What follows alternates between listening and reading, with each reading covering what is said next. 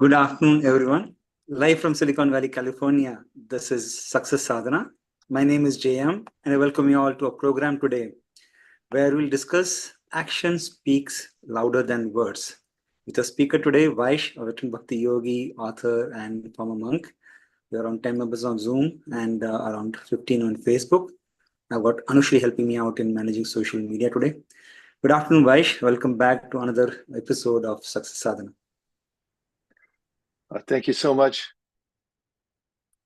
I'm off mute. Good. Thank you so much, Jam. It's good to see you.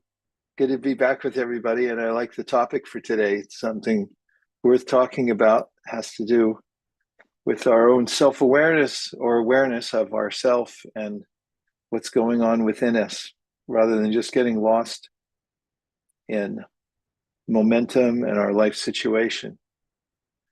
And thank you, everybody, for joining us today. Radha Kripa, great to see you. Manu, thank you for being here as usual. Manish is driving, or that maybe is a spaceship. He's going to the moon. Anushri, thank you for taking care of social media today. SG is here. LV is here. Rajesh is here. Marilia, good to see you. Matango. Thank you so much. Vicky. Good to see you too, and I love your background. Thank you very much. Yeah, I have a guest here today staying in my normal studio, so I'm up in my other office upstairs. And I'm glad it worked out. Yeah. Well, JM, let's just take a minute, and everybody, to relax, close your eyes, sit up a little straighter than you were a moment ago, and just take a moment to breathe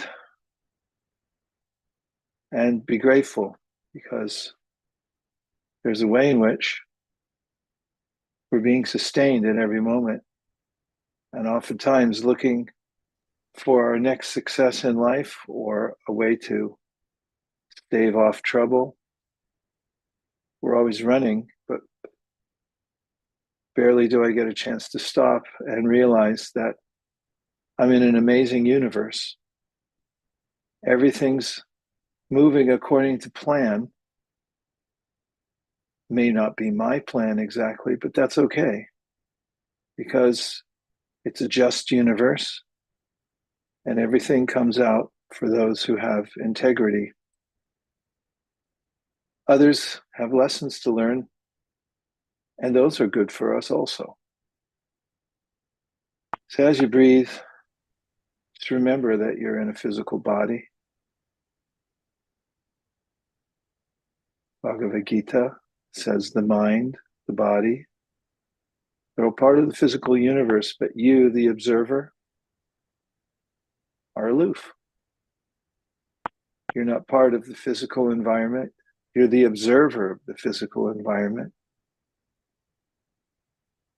It's something simple and profound, but mostly overlooked, and that is our own consciousness and our own conscious awareness of who we are and where we are. How often do we stop to observe that we're on a tiny little pebble in comparison with the heavenly bodies floating in the universe? We're on a planet that is amazingly diverse with color, the flora, the fauna, the ideas. We're in a rich environment, and there's so many opportunities to take advantage of. Life itself is a gift. Our ability to create, to think, to do service, to be compassionate. These are all opportunities that we have at every moment. So as you breathe, just feel gratitude for being alive,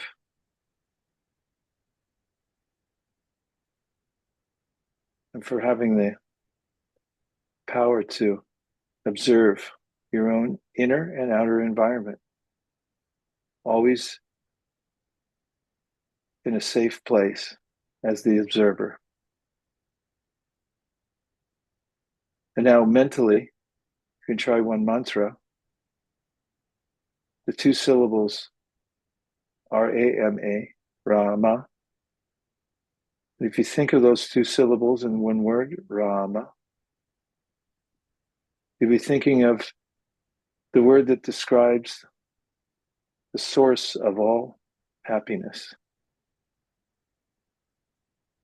Mostly we're trying to ward off distress, as I said earlier. What if there's a reservoir of happiness? Well, according to the ancient wisdom text, there is. It can be accessed through the mantra Rama. So I'll be quiet and mentally, with each exhale in your mind, say Rama.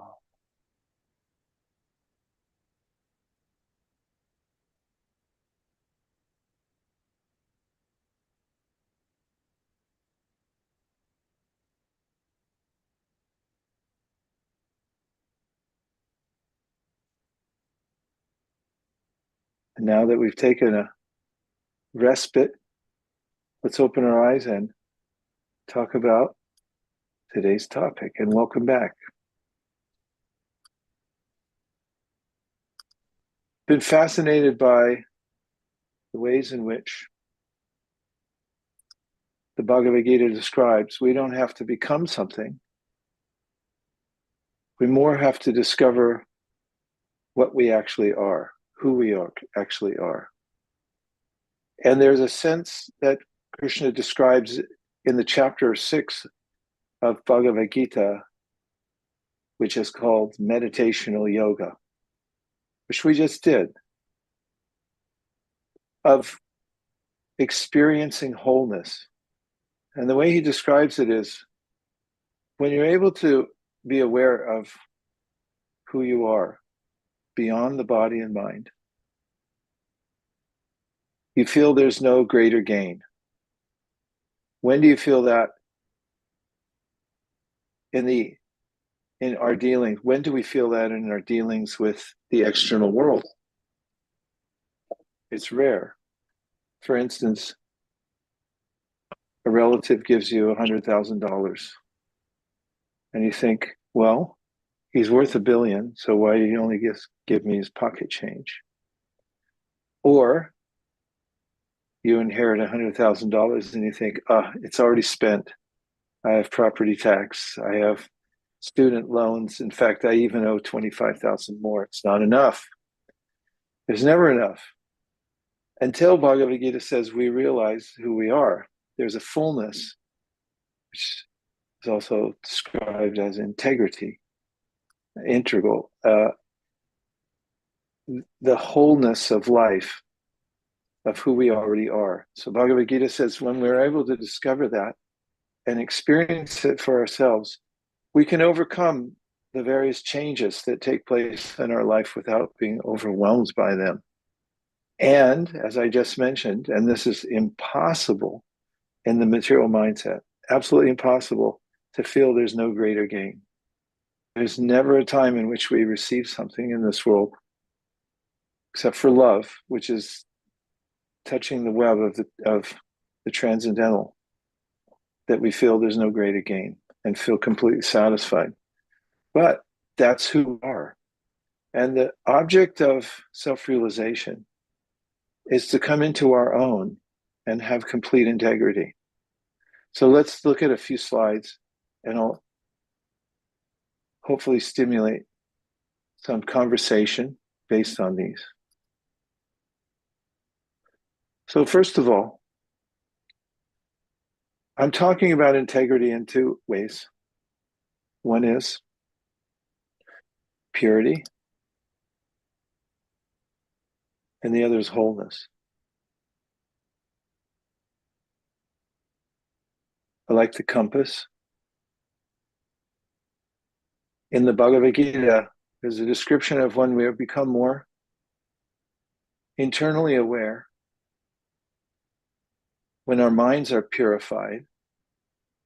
Purified of what? Noise. unnecessary desires, for unnecessary necessities, then there's an intuitive sense that we have flows naturally because we're part of the spiritual energy of the world. We are spiritual energy as opposed to material energy, and we're connected to our source, which is called avijna and swarat, which means fully conscious and fully independent. We also have consciousness and we have minute independence. And when we're connected to our source, then we feel whole and informed. And going back to the compass, there's a way in which we feel a clear sense of direction because of that awareness of a higher intelligence that comes to us.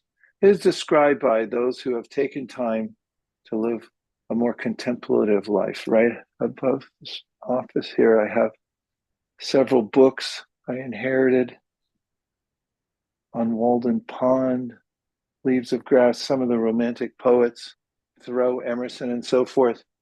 Some of them went out into nature and just tried to be a little bit observant of how, when they're standing still in a field, there's a pulsing sound in their ears, and then they realize, oh, my heart's pumping. When's the last time you thought your heart was pumping?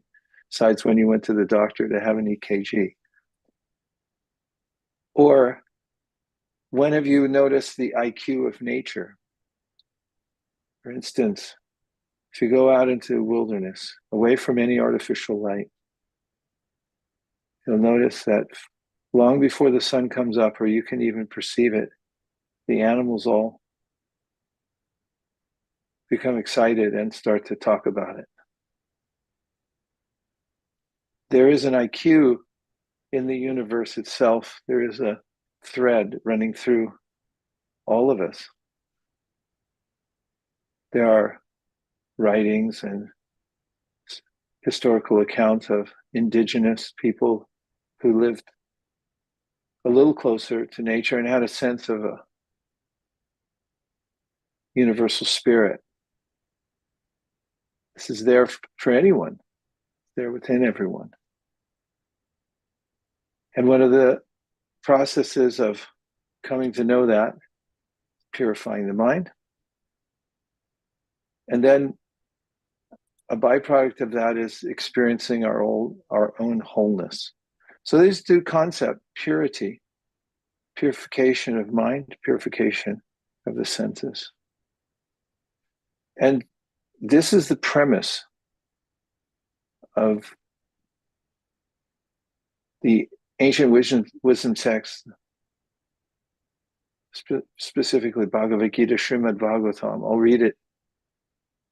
Consciousness is originally pure, like water, but if we mix water with a certain color, it changes.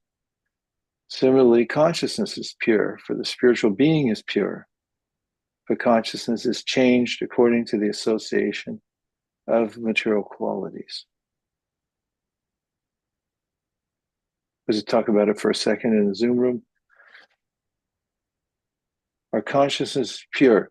So water, if you drop some dye, even one drop, you'll notice a hue. If you drop a little red, one drop of red in a tub full of water, it'll turn pink. It's tinged. So Srimad Bhagavatam says, our consciousness can become tinged also. So although it's pure, it's clear, there's a way in which we appear to be colored by our association. Another example that's frequently given is of a crystal. Imagine a crystal, it's completely clear. And next to it, from your garden, you get a red rose and you put it just adjacent to just leaning against the crystal. That's pretty close association. Then you'll see that the crystal is red. So my question is the crystal actually red? Full stop, full question mark, not rhetorical. Actually asking a question, what would you say? Crystal's nature is that it's pure, clear. I put a red rose from my garden next to it, leaning against it, and now the crystal looks like it's red. Is it actually red? Kripa said no. What do you think? Remember earlier I said I was going to try to stimulate some conversation.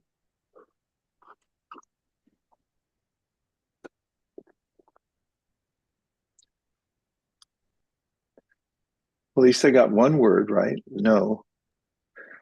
Looks like red, but in reality it is not.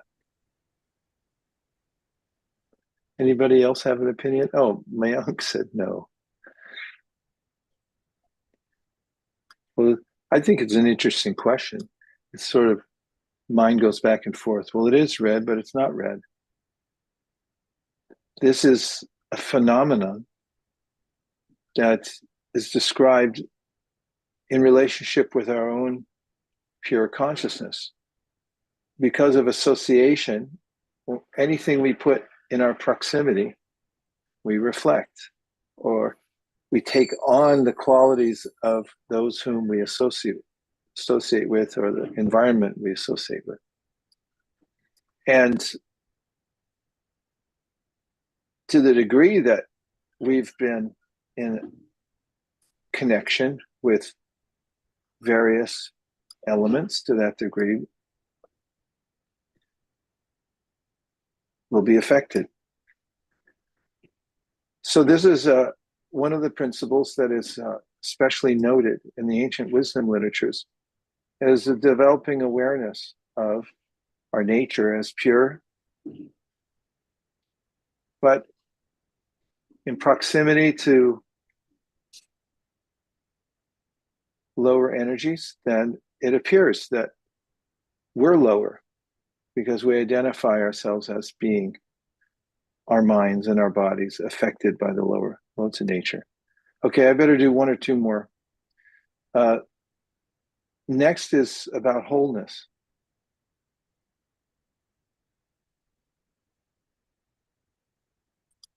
So that there is a way in which, when I'm not aware of my nature as being pure and whole, I can feel as if something's missing. I feel something's missing. And I can even feel, as I put here, damaged. These are the effects of being outside of our true nature, because the material world's constantly in disrepair. I've been noticing that lately. Just in my neighborhood, when I walk through, everybody's always fixing something. Just adjacent to my house, I noticed 3 days ago, there's a work crew in there tearing it down. Not so long ago, I don't know how long ago, looks like probably 1940 or 50, that house was probably in the 50s. It was probably brand new. And the latest technology is everything. And now it's being torn down. Somebody's going to build a new one. And I also noticed another neighbor's house, they had a carving that sticks out from their roof. And I can remember that from even 20 years ago being in a perfect state. I just noticed this morning that it's starting to fall apart because of the weather and the sun and so forth. And we may notice that we spend a lot of our time repairing things that are always falling apart.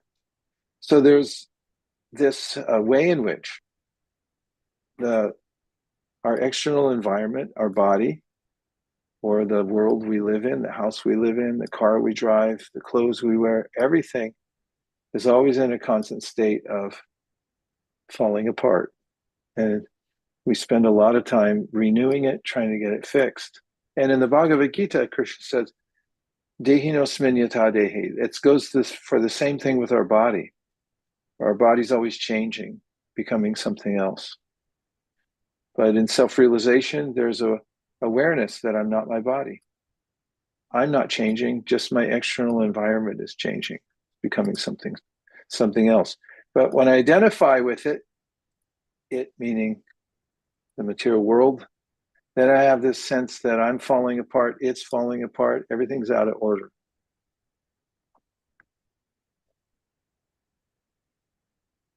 I was just thinking of a song lyric about everything is broken. So that can be the sense. We don't feel wholeness, we don't feel integrity because of our association with that which is always changing. But that's not our nature. That's why we're able to notice it changing. Okay, I'm trying to get to a landing space here. Next one, where this is one of my favorite slides or statements in particular, which comes from the Upanishads.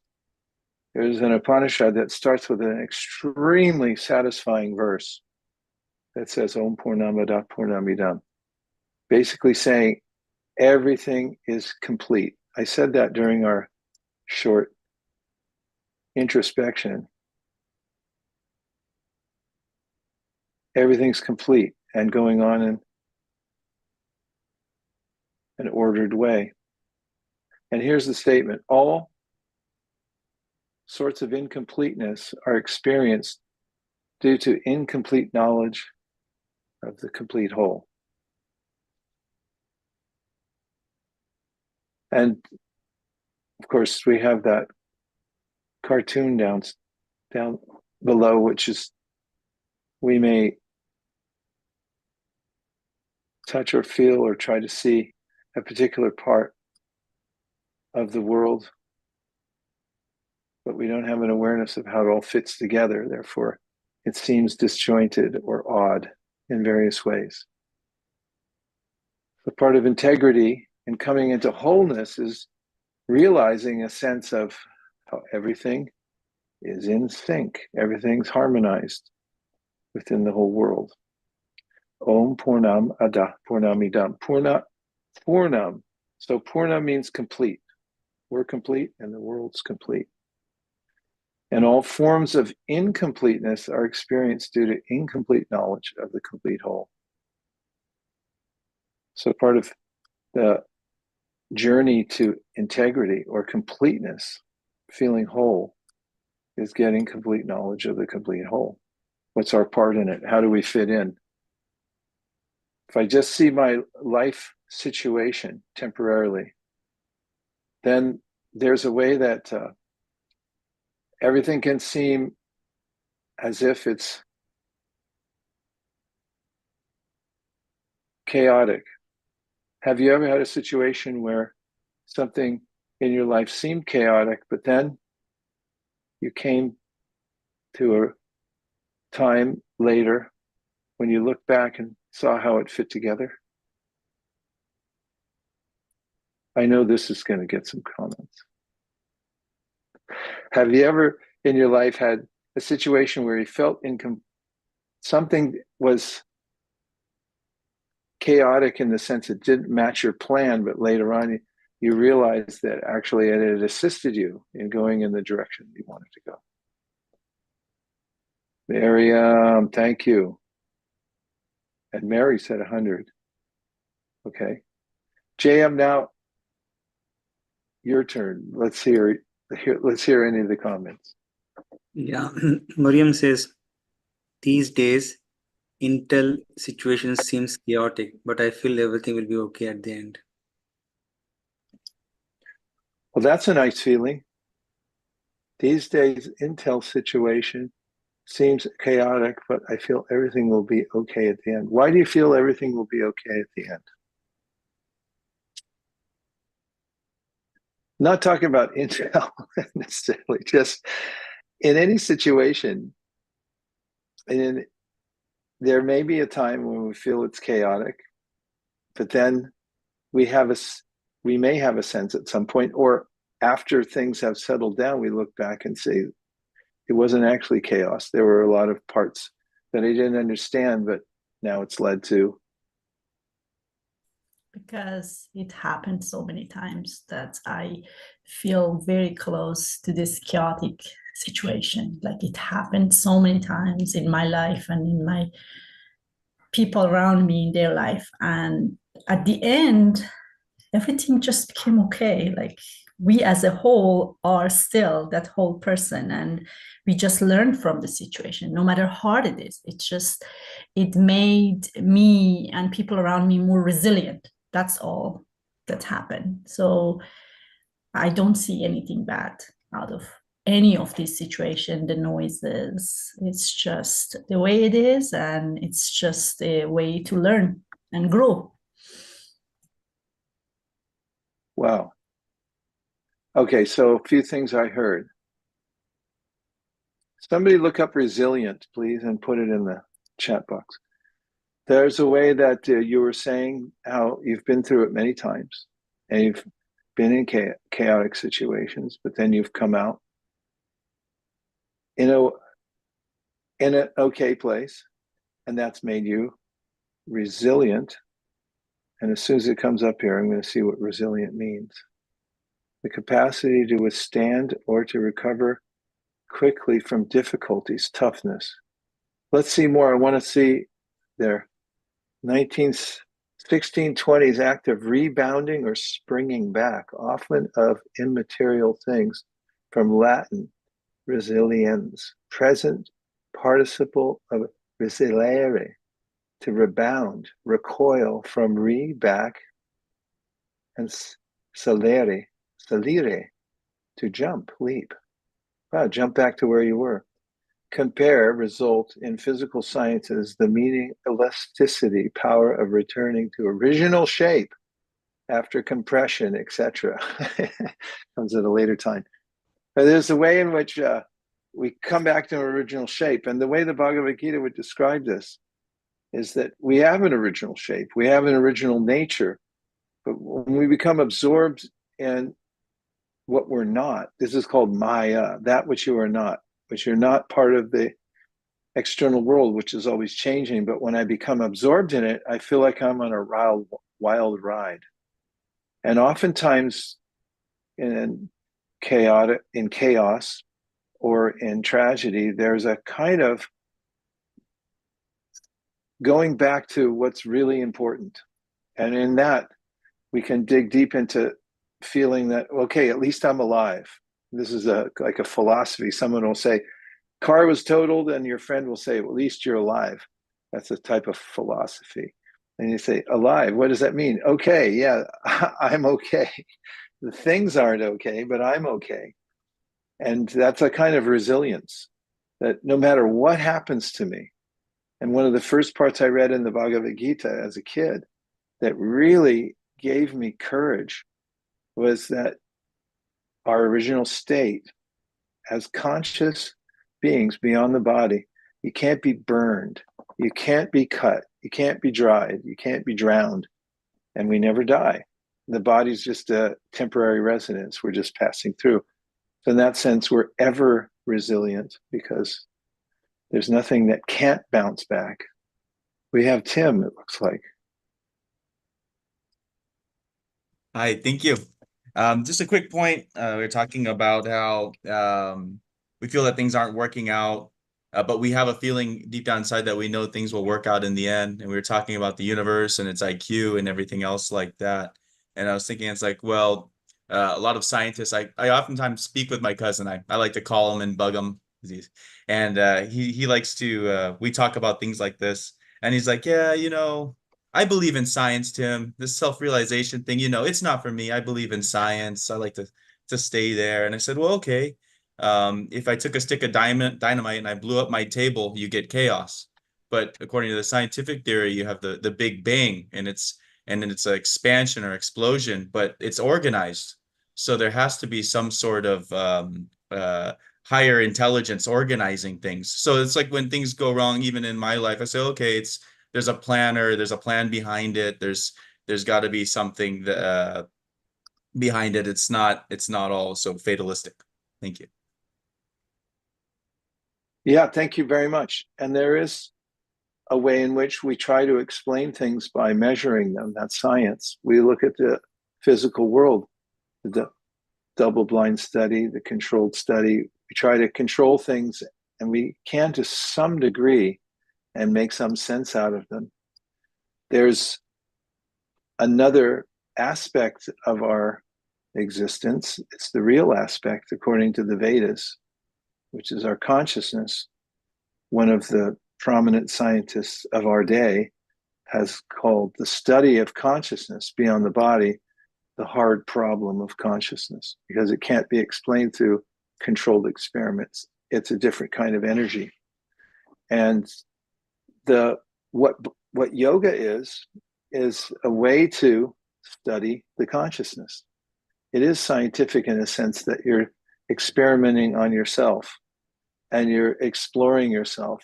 And it's not that you can't see your own consciousness. As we just took a minute earlier, and I'll bet some of you had a different kind of experience than you were having the moment before you looked inwardly. And those who dedicate themselves to the science of self-realization, of studying what consciousness is, and it also requires us a different set of tools to study than we do in an empiricism. There's a way to not only explore ourselves, but also that source of ourselves that I was talking about before, through which we get intuition, intelligence, and so forth. Yes, thank you for that comment. There are various ways of approaching the world, and some of them are ways that are self-limiting, because they say, I can only see this far. And if a child is with, let's say, his father, and they come to the ocean shore, and the child said, that's the end of the world, looking at the horizon. And the father said, no, there's something beyond that. And the son says, no, you're mistaken. That's all I can see. Then this is called blind doubt. Because how do you know? Okay, JM, what else? We have a comment. Vicky had to leave early, but she left a comment. She says, I have been really examining how I can match my actions to my words to take theory towards practicality. On the importance of taking action, Mahatma Das said, if you get on an elevator and don't press any buttons, you end up getting off on someone else's floor.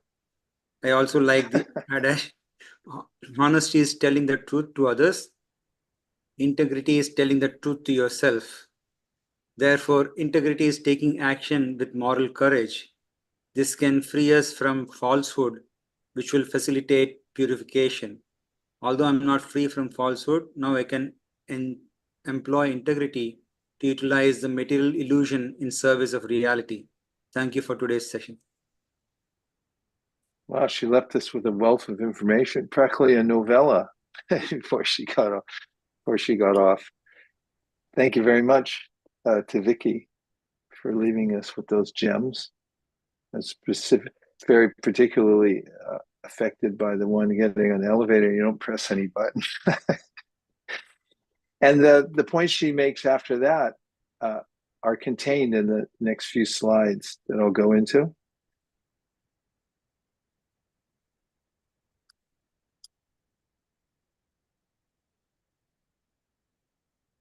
Here's an integrity test. What do you do behind closed doors when seemingly no one is watching you? Integrity is doing the right thing even when no one is watching. I love this because it's part of the exciting aspect of being human, which according to the ancient wisdom text means we can become self-aware. And we can notice our options. And therefore we have the study of ethics and so forth, because we can perceive that some things are right and some things are wrong. And when we do choose the right path when nobody is watching, we can come back to the Zoom room. There's a way in which there's a noticeable sense of fullness that we get. It may be a small act, like, for instance, you're dedicated to controlling your senses, and then an urge, maybe eating at a certain time and not eating at other times, and maybe the urge comes up, and you notice it, and then you consult your intelligence and you say, "No, not now." So then there's a way in which, because you're able to rise above a particular urge, no one was there to watch you. You could have done whatever you want, but suddenly you feel empowered. There's a sense of wholeness, integrity. There's a description in the Bhagavad Gita of how our senses are in a hierarchy. Or there's the senses as the lowest in the hierarchy, and above it is the mind, through which gathers the impulses that come from the senses, and above the mind is the intellect, which can discriminate between which is a good idea and which is a bad idea. This is called vivek, where I can look at the urges that are coming in, the stimuli that are coming in through my senses, the impulses, and then I can say, this is a good idea, that's not a good idea, if my mind is fortified. And above even the intelligence is the consciousness proper. That is sometimes called the Atma, the self, which is atop the hierarchy. And so Krishna mentions fortifying your intelligence. And he said, be a warrior in the world. Don't just get pushed around by every impulse that comes in. Be prepared by prioritizing what's most important to you, what direction are you going. And integrity means to be able to stick to that. And there are ways to strengthen your resolve so that you can walk in the direction you want to walk in. Has anybody been in a situation where you were alone and then you had a choice to make, and you had a very clear idea that there was a right thing to do and a wrong thing to do, and then you chose the right thing? Anybody? Can at least give me an emoji. Thanks, JM. You made my day. Thanks, Nirali. Okay. Every day, Mayank said. Shalini said, yes. Thanks, Shalini. Okay, I'm getting lots of emojis now. Thank you very much. It may be the human experience that it's not every day. It could be every hour, every moment. We're in a unique situation as humans because we do have a sense of right and wrong. Of course, that can be numbed, and some people like to escape their free will just by what is called willful ignorance. And by the way, it's not a good defense in court. If you go to court, they discern that you knew all the facts, you knew what was right and wrong, that you ignored it, and then you said, I didn't know. It's also called the ostrich defense. It doesn't work. You can't rely on that. It's a big responsibility being a human, because we can observe, oh, this is right, that's wrong. So when we're able to noticeably do the right thing, it's like a celebration goes off in your head, right? Yes, JM. Yeah, there is a comment from SG. He said many times, but got punished for it. Many times I got punished for it. Meaning, can you explain that, SG? I'm sorry to call you SG. I just don't know what your full name is. How do you mean that? By the way, it's okay to unmute on the show and just talk if you feel like it.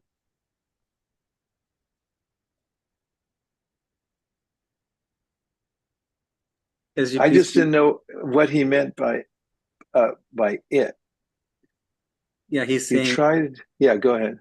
you try to do the right thing, but because others didn't agree, I had to pay the penalty. Yeah, there's a lot of penalties to pay in this world, isn't there?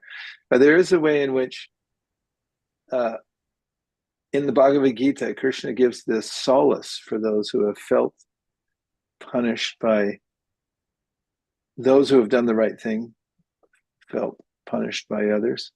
Said integrity is ultimately always rewarded, and sincerity to do the right thing. There's never a way in which you'll go unrewarded for doing the right thing, even if other people who don't have the same integrity may not agree with you. Nirali, please go ahead. Yeah, I was gonna say I have one example. Say a long time ago, this happened. Well, what's similar to SG was saying. I had made her some hardware, and there was an error happened, and I went ahead and admitted. It's like, oh, because I was changing 10 times this thing that last time I changed, I missed it, to check one thing, and there was some error came, and there was rework happened. You know what I mean? So there's cost happen. So instead of blaming on, some other things, I took full responsibility. And also I wasn't getting rewards. So they are like, oh, so you did make mistake. We have to pay now, right? So it goes in your writing that mark that, oh, this is low point for you. You didn't pay attention, right? You can find faults, right? So I said, okay, whatever. But I stayed throughout in my career. I did stay honest, and I think it paid off later. In the sense that now other people are open about the mistake and open about correcting it. Otherwise, nobody wants to take that ownership. And sometimes I took ownership of somebody's not done right, and I'm like, okay, I'll go fix it. They go in hiding, when there's a mistake happen, they don't even fix it, they don't admit it. And I learned that I can take that and fix it. You don't worry about it. You know what I mean? So I just got used to it, became resilient. What they're gonna do? Kick me out? That's fine with me. So you get courage, having mistake, and understand others make too. And you try to make a better routine for future. So we have now a better process how to prevent in future. So I think it pays you later, maybe years later. So practical. I think everyone can relate to that. Thank you very much for bringing that up, Raleigh. Thanks. Yeah, and it made me think from a book I read over the pandemic called the Yoga Sutras. There's a very interesting section in there about mystic powers, how yogis develop certain powers. And one of them is that if you're avowedly truthful, you just tell the truth all the time, then you have your speaking takes on a new quality that is not like other people's. There's actually a change. And this is something mentioned in the Srimad Bhagavatam also. The words that come out from our mouth when we are very truthful are much more powerful than the words coming out of the heart of somebody who practices to deceive. And the way it reminded me also is that you said you became unafraid, and there's ways in which that other people around you then may have to come take shelter of you because you have the strength to deal with situations. You're not afraid of them. That's a really good point. instructive. Yeah. Yeah, I guess you have to role points. model in that case, So. I mean, there is a sense for instance, in university, the original purpose of tenure, when a teacher gets this inoculation that you can't be fired, it was really because they want somebody there to tell the truth and not be afraid to say the right thing. Mm. There were times in which, under the crown, people were commissioned, for instance, to write something, but they had to write it in such a way that the powers at that time, it didn't offend anybody. Yeah. You know, because That's a sometimes you new tell the problem. truth, that somebody might Right. think like, well, just kill him then, you know. Yeah. So yeah, it's a very interesting way in which you develop your own sense of freedom from telling the truth too. I got that from what you said also. You're not afraid, so that makes you free.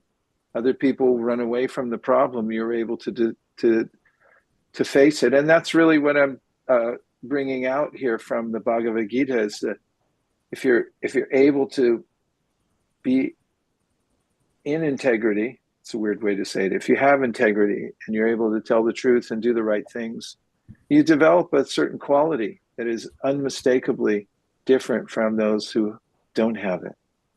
Yeah, but I like your word saying, sometimes where I need to be careful is being too blunt about the truth, in the sense, not offending others. I like to offend myself. It should not be others. That's exactly what it says in the Bhagavad Gita. There's this section that talks about how to control speech. And the Yes. first thing, the first two things, it says, be truthful, but avoid speech that offends. Yeah. And there's an exercise that teachers often do in ethics class about the truth. Well, they'll say, let's say you're harboring somebody who's being chased by criminals who want to harm that person. And they come to your door and said, is she here?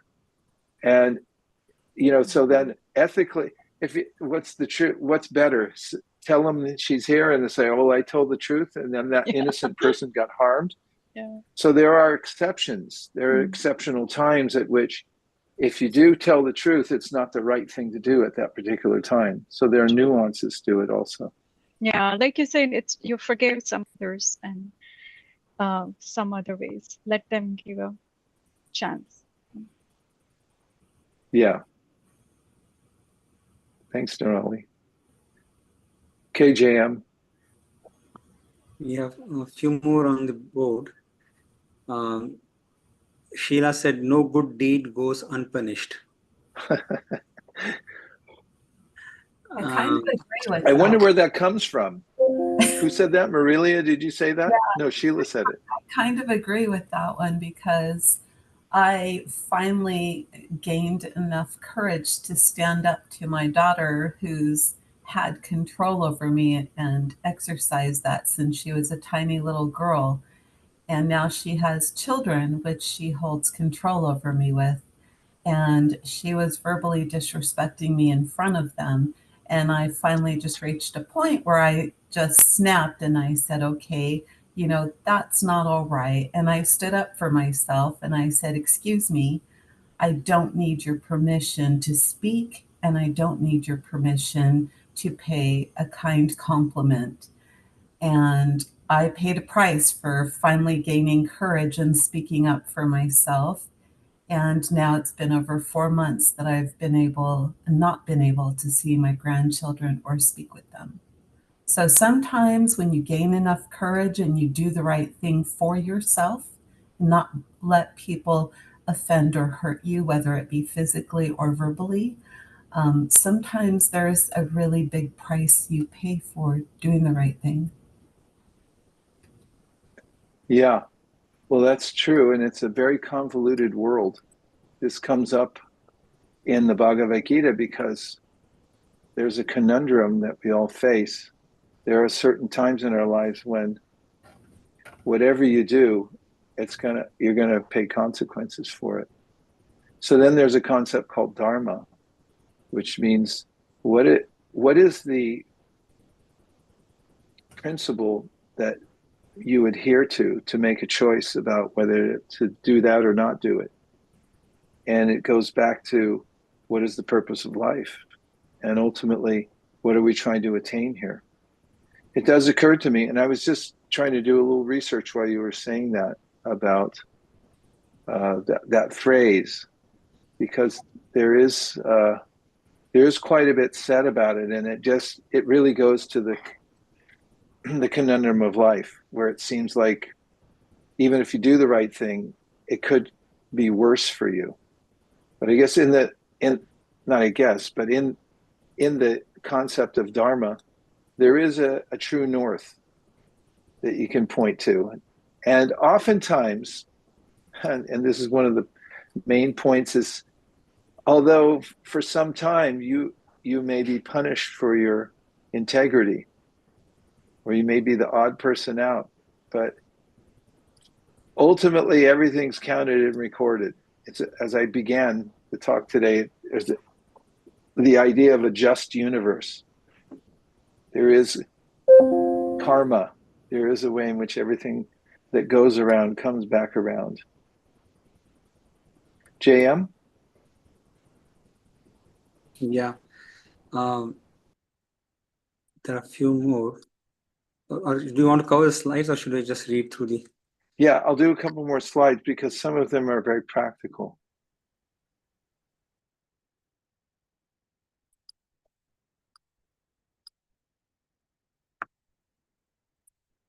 Yes, I took an economics class, and one of the first of the teachings in the book that the teacher gave us caught my eye was about dollar votes. Economists look at money and they call it dollar votes. So consumers pay for products by buying them. They vote for them. This is what's important in my life. And so there's a sense of testing our own integrity. What are we? I'm not talking about what we spend on, although that's part of it. But what are we buying in general in life? What are we taking? What are we consuming? It tells a lot about what our values are. Next one. And we vote with our feet. Your body is a chariot. You drive with your heart, and where are you driving? So we can say one thing, but where we actually go, where we show up, that's what's in our heart. That's what our value system is. And there's a way in which when we have one value system and we go a different direction, we go to a different place, then we're fraught with cognitive dissonance, sense of unrest. But if we have this, if we develop integrity, one of my main points here, and one of the points of the Bhagavad Gita, is working on integrity. That is a sense of doing the right thing, even when nobody's watching. And sticking to high-minded principles like truth and compassion, even when it doesn't seem expedient, when you stick to them, you start to develop invaluable qualities that you can't get anywhere else. And some of them that are mentioned in the wisdom text are fearlessness. I think Nirali had alluded to that in her experience. Self-esteem, how much is that worth? When you know you're good for it, and you have this internal awareness that you do the right thing, even when no one is watching, you have a sense of self-esteem. A lot of people don't have that, and it comes out in the way they talk, the way they live, and so forth. Confidence, very similar to self-esteem. Peace of mind. Oh, what a web we weave when we practice to deceive. If you're just truthful, you don't have to make up for anything later. It's amazing because as a human, you can notice, okay, I could tell the truth here, or I could shade it, or I could just tell a lie. And when I become aware of the fact that it's more trouble to tell a lie or to shade the truth than it is just tell the truth, which is almost like that old saying, you just pull the Band-Aid off. It just hurts once, and then actually it's much better. You have peace of mind. And there's a sense of happiness also, because we're naturally happy. And when we have integrity, then we notice that we're complete. We're whole. We don't need anything else. It's amazing. Nothing else can fulfill us except for our own sense of integrity.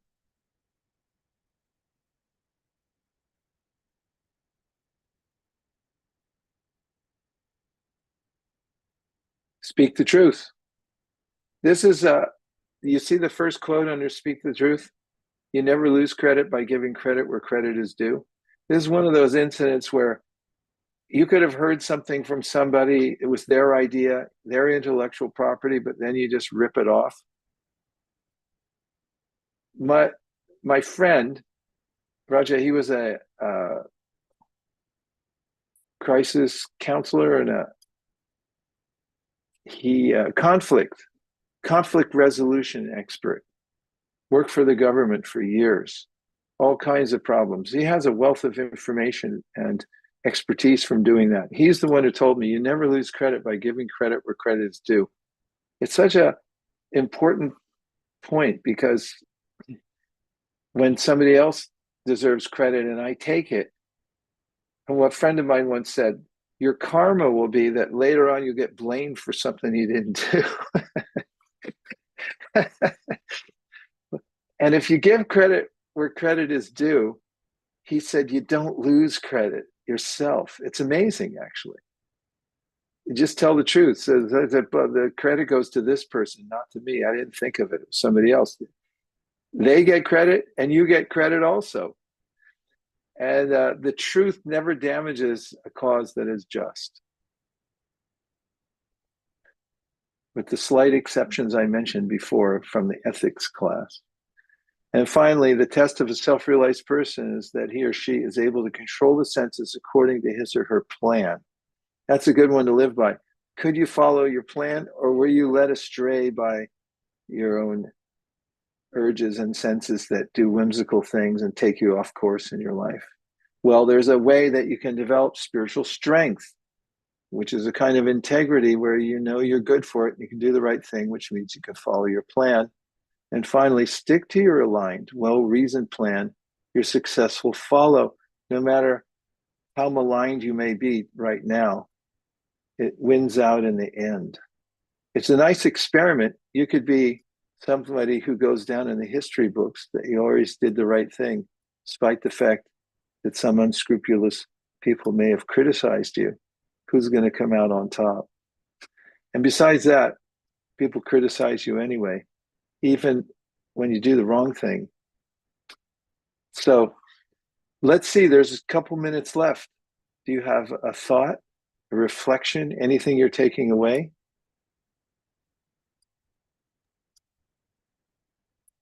Just say yes, and I won't call on you. I love karma. Sometimes you see it instantly, sometimes it takes a while. Yeah, right. There's the wheels of justice grind slow, but they grind fine. And it always catches up. I've noticed that the older I get, you can't outrun karma. No matter how old you get, it could be from 50 years ago. It comes back to you. What to speak of 50 lifetimes ago. It's a very transparent universe we live in. I think I'm doing things in solitude. Nobody knows what I'm doing. It all comes out. So better be good. It's actually more fun in the end to be good. Thank you. That was great. There's still 2 minutes left. Who wants to take a shot at the half-court line and see if you can get the last 3-point score here? We have a comment by Mary on chat. She says, I try to live by the 4 agreements. Be impeccable with your word. Don't take things personally. Ask more questions. Don't make assumptions. Do your best. Mary, I love the 4 agreements. I found it in the library years ago, and it's those points that he makes in that book just are so helpful, aren't they? Yeah, Be it's impeccable so with your word. simple. Yeah, and I just Yeah. discovered them probably about 2 years ago. It really has helped me. It's like, because I used to take things personally. I used to not speak up and ask more questions, and I made the wrong assumptions, and then I'd get all out of sorts. And it's like, no, okay. It's really helped me from that perspective. And again, being impeccable with your words. 4 simple things really helped me a lot to, living with integrity and then understanding people better as well. Seems like it takes practice too, doesn't it, Mary? Yeah, it does. It does. I'm always coming back to it. It's like, okay, be careful with your speech. Okay, don't take it personally. It's like, but every okay, time I made an you do assumption there. Yeah. Right. Yeah, you have a guideline to come back to. Yeah, thanks for bringing it up. Yeah. JM, 2 more things came on the board. Let's read them and then we go. LV says, important takeaway is truthfulness to oneself first. People sometimes are not interested in truth, especially if it conflicts with what they want to believe. And Marilia asks, do you ever come out to Queens Creek, Arizona to do group meetings? I haven't, but I'm thinking about it now. It's going to be something I'm considering. Yay, I'm so excited. I'll be the first one in the Thanks a lot, Marilia. Absolutely. So, there was one more that came in. Yeah. Jane, what's the last one? And by the way, make a note. Queen Creek, Arizona. We got to figure out how to get out there. Sure. And the last one is, I love the peace I see in your face. Thank you for this session. Thanks. You see, you made my day. Well, I do know that there's a tradition high in the Himalayas that the yogis who are deep in contemplation, they appreciate the smile, the peace they see on their fellow practitioners' faces. And there's a way they express their gratitude for it. There's a phrase, it's Hari Bol, and it means keep doing it, keep the vibration going. So they have this thing, they put their hands up, because a lot of power comes from your hands, There's like spiritual energy. They go Hari Bol to each other before they leave. You want to try it? 1, 2, 3. Hari Bol. Everybody. Hari Bol. See you soon. Thank